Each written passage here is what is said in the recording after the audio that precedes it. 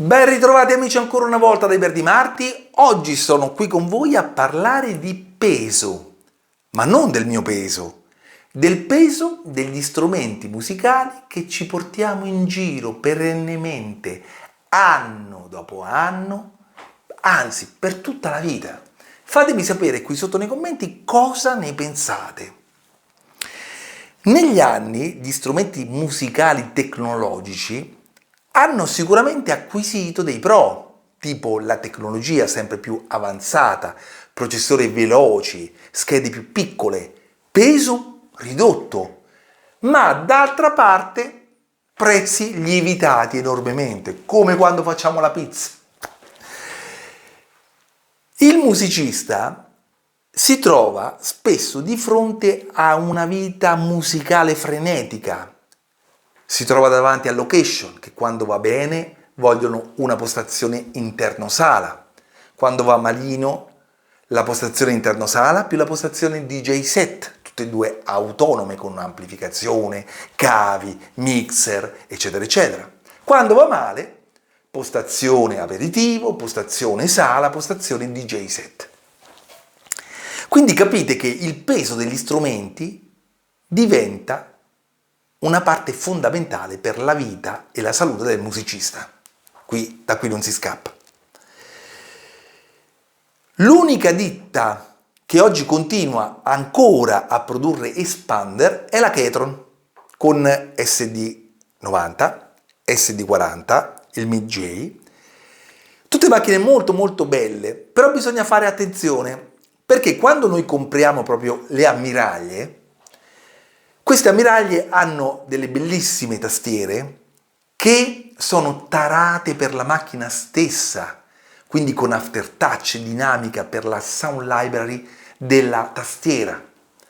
Invece quando noi andiamo magari a agganciare una Master Keyboard da 200 euro che non ha l'aftertouch, ha poca corsa, tasto non pesato, dinamica inesistente, su un SD90 non ci possiamo aspettare di avere la stessa risposta di un SD9 con tastiera Fatar. Però un plauso va a Ketron, che ancora continua a fare expander e quindi ad avere pesi ridotti per il musicista on the road. Detto questo, però, oggi metto dei paletti e voglio prendere le 3 ammiraglie Arranger 76 tasti del 2023. Partiamo con il discorso che vediamo a chi daremo il primato, quindi vedremo attentamente ed esamineremo queste 3 macchine proprio a livello di peso e di costruzione, perché è importante anche quella. Partiamo con Korg PA5X 76 tasti, peso 17,4 kg. Korg avrebbe potuto far meglio? Ma certamente, perché la Korg PA5X pesa di più della Korg PA4X76. Ciò significa che qualcosa non mi porta dentro il cervello, no? Sono passati 7 anni, portarmi una tastiera in giro del peso di 17,4 kg, però d'altra parte ha uno chassis molto bello, una meccanica Fatar, che voglio dire secondo me è la marca migliore per le meccaniche sia per tastiere che per pianoforti, in base poi alle tipologie che troviamo, no? Fatte dalla Fatar stessa, e sicuramente avrebbe potuto far meglio perché 17,4 kg insomma non sono pochi. Poi la cosa che potrebbe non andare giù è avere una tastiera più pesante della stessa tastiera di 7 anni fa, voglio dire. Andiamo invece a parlare di Ketron Event. Ketron Event pesa 14,8 kg. Ketron questa volta ha fatto un ottimo prodotto proprio a livello di peso, pesa meno dell'SD9, considerando pure che lo chassis è in alluminio, quindi molto resistente, e soprattutto che loro mettono sempre il pitch bend modulation nella parte in alto della tastiera a sinistra, proprio per garantire una lunghezza non spropositata. Facciamo un esempio, la Korg PA5X ha il joystick che è molto molto bello, però rende molto più lunga la tastiera. Invece Ketron ha sempre guardato questa cosa qui, anche nell'SD9 e anche in Audia. E quindi si porta, secondo me, uno chassis che ha delle misure sicuramente molto interessanti e garantisce una trasportabilità buona, se non ottima. Andiamo a parlare invece di Yamaha Genos, pesa 13 kg. E allora voi mi dite, una tastiera che è uscita nel 2017 che pesa 13 kg, la devi mettere al primo posto. No, no, no, no, no, no. Perché?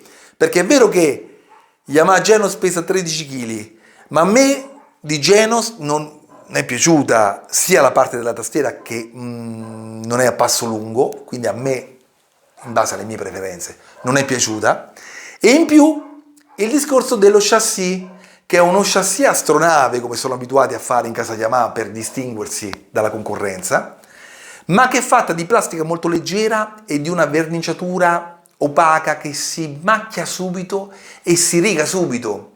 Voi capite che se io prendo un cavo jack e lo striscio sulla Genos e mi lascia il solco sulla macchina, è un danno, è una cosa che può capitare tranquillamente in serata a tutti quanti.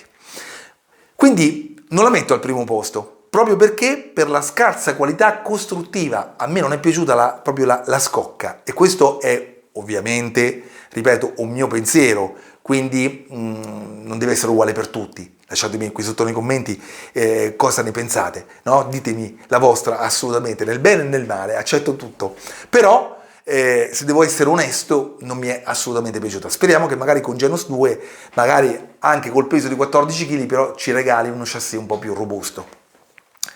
Ovviamente allo chassis noi dobbiamo mettere una custodia, e sulla Korg PA5X 76 e sulla Ketron Event possiamo avere una custodia comunque anche leggera, quindi una custodia, una borsa, perché avendo uno chassis comunque in alluminio, avendo una robustezza impressionante, tutte e due le macchine, voglio dire, non è che si rovinano così facilmente. Invece, se noi prendiamo Genos, dobbiamo avere sicuramente una custodia molto più imbottita, o sicuramente sarebbe meglio anche rigida per non disintegrarla, no? Il prima possibile, voglio dire. Quindi attenzione a questa cosa. E allora qual è la macchina che Eber Di Marti qui oggi mette in pole position al primo posto? Eber Di Marti mette al primo posto Ketron Event per la qualità costruttiva, le dimensioni dello chassis che non sono troppo esagerate, sia in lunghezza, avendo appunto pitch bend modulation in alto a sinistra, sia in larghezza, quindi non è assolutamente larga, e per la qualità costruttiva in alluminio molto ma molto ma molto robusta. Quindi la prima metto Ketron Event con i suoi 14,8 kg. Seconda tastiera metto Yamaha Genos con i suoi 13 kg ma una qualità costruttiva non buona. Al terzo posto, ahimè, metto la Korg PA5X76, che è l'unica macchina che è riuscita a pesare di più della vecchia macchina, cioè voglio dire, è riuscita a pesare di più della PA4X76. Ovviamente sapete che io cerco sempre di non offendere le aziende perché non sono qui per questo, ma sicuramente cerco di andare a scoprire pro e contro di ogni macchina, e in questo caso, in questa situazione di peso, non potevo dare al primo posto sicuramente Korg PA5X, perché voglio dire non aveva le caratteristiche tecniche necessarie per questa cosa qua. Quindi primo posto Ketron Event con i suoi, ripeto, 14,8 kg, costruzione impeccabile, chassis costruito e non troppo ingombrante. Secondo posto Yamaha Genos con la sua astronave, quindi molto ma molto larga, lunga anche parecchio perché c'ha comunque il pitch bend modulation con la leva alla fine della tastiera, e ovviamente qualità costruttiva a me non è piaciuta. Infine ultima, bella tastiera Fatar, bello chassis, ma un peso secondo me troppo elevato, 17,4 kg. Detto questo amici, farò altri video per farvi capire come sto organizzando il lavoro. Ci saranno video sicuramente molto interessanti anche di altre tastiere, quindi rimanete sintonizzati nel canale di Everdi Marti, ma soprattutto darò anche consigli su prodotti da acquistare per avere un setup molto leggero, quindi non andare in giro con una multipla carica, ma magari andare in giro con una tipo semivuota. Poi in base alle esigenze, io porto sempre le mie esperienze, voi lo sapete, quindi no?